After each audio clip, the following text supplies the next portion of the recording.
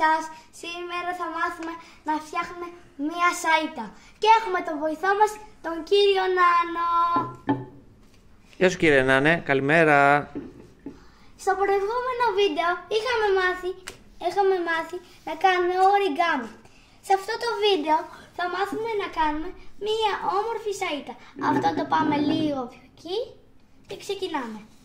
Εδώ π.χ. εγώ ζωγράφισα και από τις δύο κάτι ανθρωπάκια.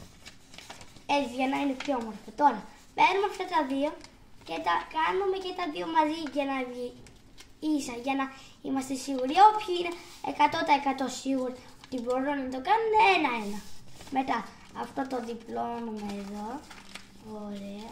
Και πρέπει εδώ οι γωνίες να είναι σχεδόν τέλειες. Άμα λίγο δεν έχει γίνει γωνία, δεν μας νοιάζει και τόσο πολύ. Θα πετάει. Φυσικά και θα πετάει. Τι, απλά το κάνουμε.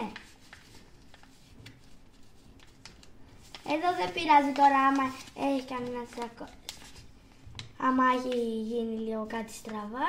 Τώρα. Πειράζει ή δεν πειράζει? Δεν πειράζει και πολύ. Π.χ. εγώ τώρα δεν μου βγήκε. Εντάξει, εσύ είσαι ο ειδικός στις σαΐτες. Για να δούμε. Τώρα βάζουμε αυτό μπροστά. Το γυρνάμε από την άλλη μεριά.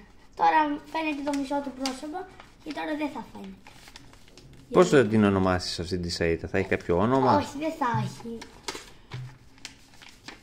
Τώρα εδώ με προσοχή. Προσοχή. Ωραία. Μόλις τελειώσαμε το πρώτο φτερό και το δεύτερο φτερό.